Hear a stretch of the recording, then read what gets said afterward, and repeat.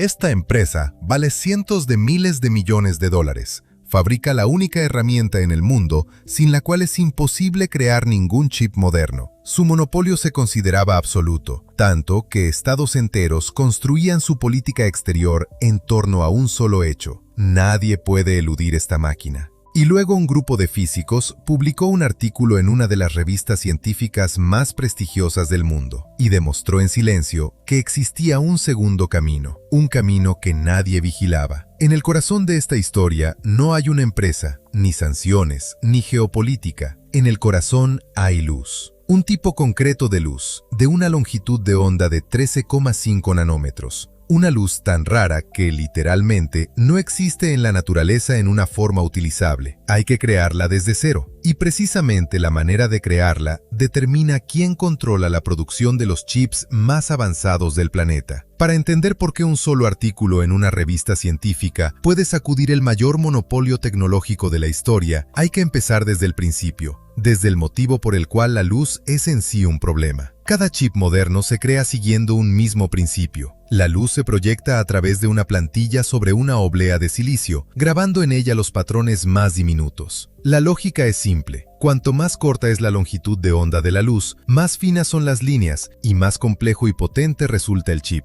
Los procesadores más avanzados requieren una longitud de onda de 13,5 nanómetros. Esto es ultravioleta extremo, o EUV. El problema es que esa luz prácticamente no existe en forma accesible. No se puede comprar, no se puede extraer de una fuente ordinaria. Hay que generarla cada segundo, una y otra vez, con una precisión impecable. Y durante décadas, los científicos lo llamaron sencillamente imposible. Una empresa neerlandesa demostró que estaban equivocados. La solución que encontró parece casi una locura. La máquina dispara diminutas gotas de estaño fundido, cada una de unos 25 micrones, más pequeña que un grano de arena. Estas gotas caen en una cámara de vacío a una velocidad de unos 70 metros por segundo. En el momento de la caída, un láser golpea cada gota 2 veces. El primer impacto aplasta la gota convirtiéndola en un disco fino. El segundo la transforma en plasma, calentado hasta unos 200.000 grados Celsius. Eso es más caliente que la superficie del Sol.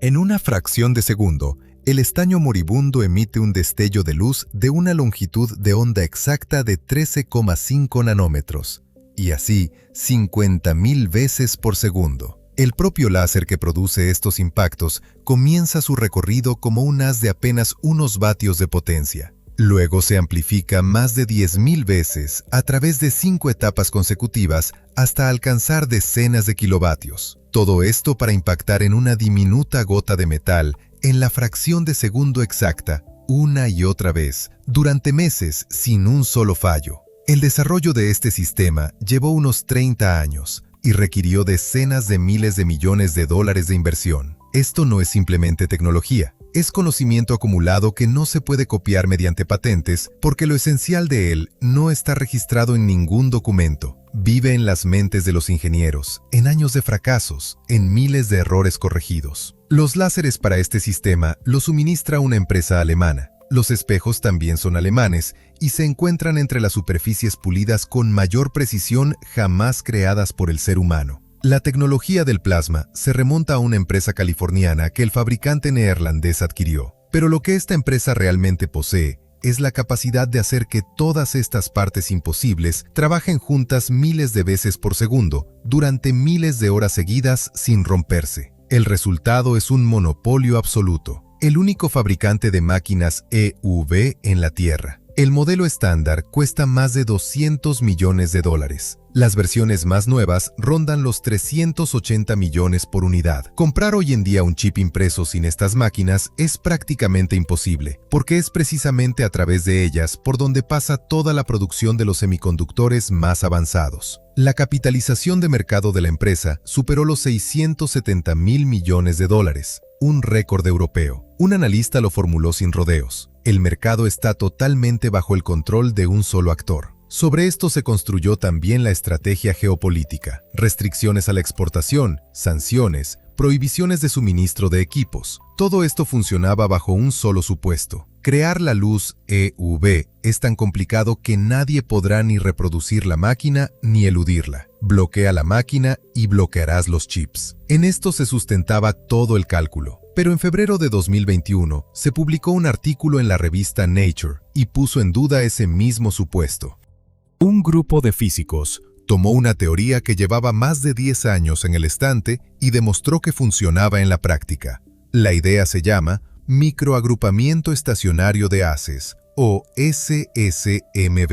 Describe una forma fundamentalmente distinta de obtener la misma luz, sin estaño, sin explosiones, sin plasma.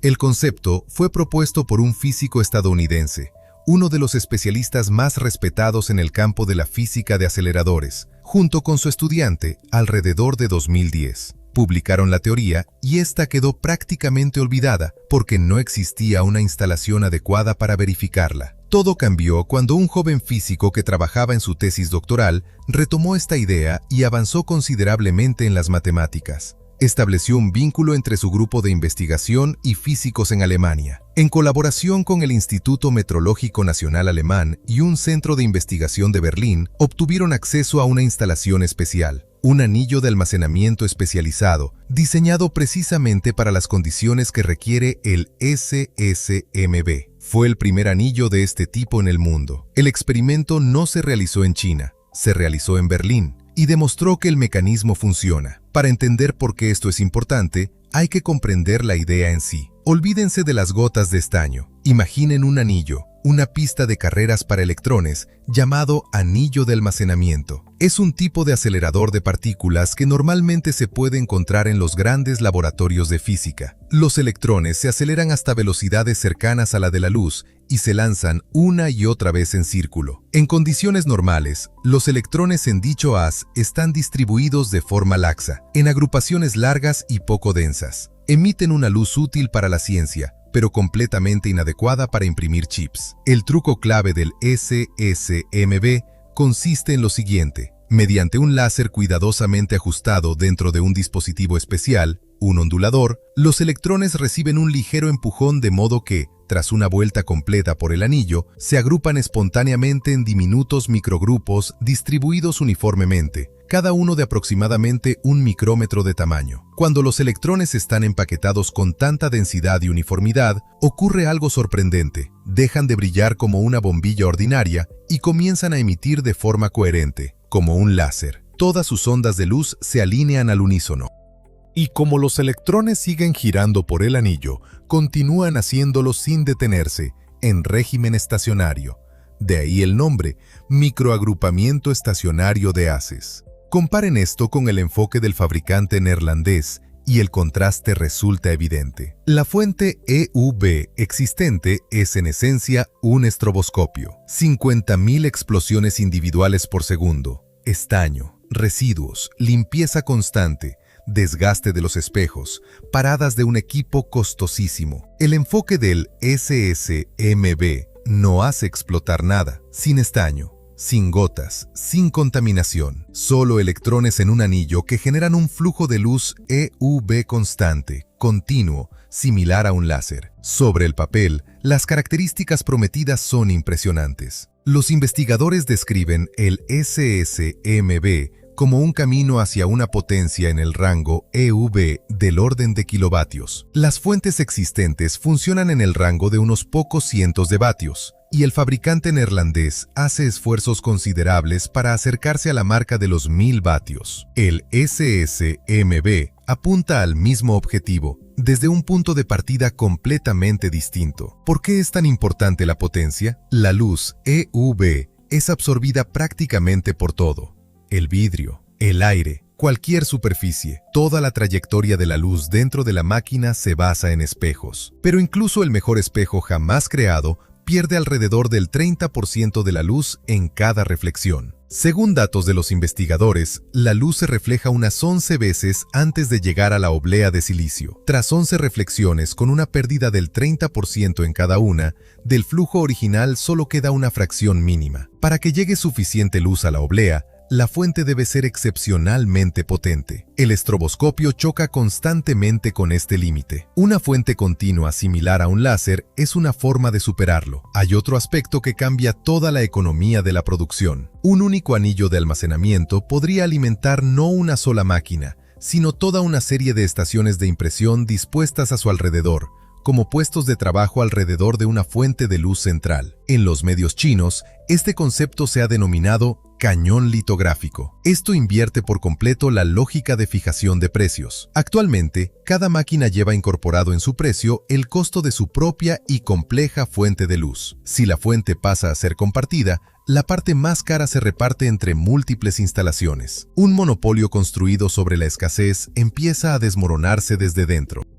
Precisamente por eso, el artículo publicado tuvo tanta relevancia. Todo el sistema de control de exportaciones se construyó sobre un solo supuesto, que el camino a través del plasma de estaño era el único camino hacia la luz EUV. Las restricciones custodiaban un solo camino. No estaban pensadas para el caso de que la física propusiera un segundo camino, completamente distinto. No se puede impedir que un país siga una rama diferente de la ciencia, especialmente cuando la idea clave se publicó abiertamente en revistas científicas hace más de 10 años. Ahora, un poco de agua fría, porque es importante. El experimento de Berlín demostró el mecanismo. No construyó una fábrica de chips. La distancia entre estas dos cosas es enorme. Los grupos de electrones en aquel experimento portaban solo una fracción ínfima de la carga necesaria para una fuente real. El camino desde una demostración de laboratorio hasta una máquina que imprima millones de chips con un porcentaje mínimo de defectos es una tarea completamente distinta. Recuerden, el propio camino del fabricante neerlandés, desde imposible hasta funciona, llevó unos 30 años. La fuente de luz es solo una de las cientos de miles de piezas de la máquina terminada. Investigadores de un centro europeo de tecnología de semiconductores señalan el principal obstáculo, la llamada brecha de rendimiento. Es la distancia cruel entre una hermosa luz en el laboratorio y millones de chips prácticamente sin defectos. Se puede tener el haz EUV más potente y limpio del mundo y aún así, fracasar si los espejos no son exactamente los adecuados o la química no es lo bastante precisa. Esta experiencia no se puede acelerar con dinero. Se acumula a través de años de fracasos. Un anillo de almacenamiento no es un aparato de mesa. Según los planes para una de las instalaciones chinas, se trata de un anillo de entre 100 y 150 metros de diámetro. Es un proyecto de infraestructura de escala nacional. Y en la física siguen quedando preguntas abiertas. Pasar de la demostración de Berlín a una fuente estable de clase kilovatio, funcionando las 24 horas en condiciones de producción real, son años de trabajo intenso. Y nadie garantiza que en ese camino no aparezca un muro cuya existencia hoy nadie sospecha. Pero esto no es motivo de tranquilidad, porque China no es la única que ha reparado en esto.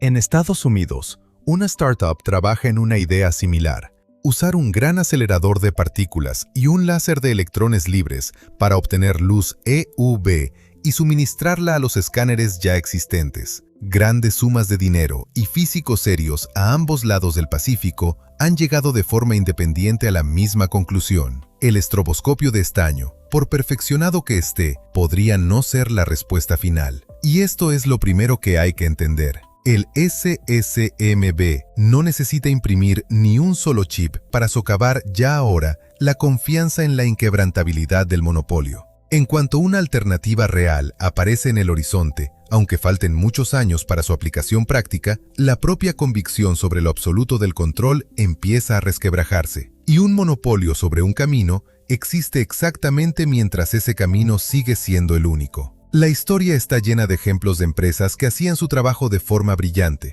hasta el momento en que alguien más empezaba a hacer algo fundamentalmente distinto. Si les interesan historias así, sobre tecnología, ciencia y cómo cambia el mundo a nivel de la física y la economía a la vez, denle like y suscríbanse al canal. Esto ayuda a hacer más contenido de este tipo. Y ya que están aquí, en pantalla hay un video relacionado sobre cómo una empresa bajo sanciones logró imprimir un chip de proceso avanzado sin utilizar en absoluto una máquina EUV. Vale la pena verlo. Y aquí va una pregunta para ustedes. Si estuvieran al frente del fabricante neerlandés, ¿desarrollarían su propia fuente basada en un acelerador o redoblarían la apuesta por las gotas de estaño y seguirían adelante con lo que ya funciona? Escríbanlo en los comentarios.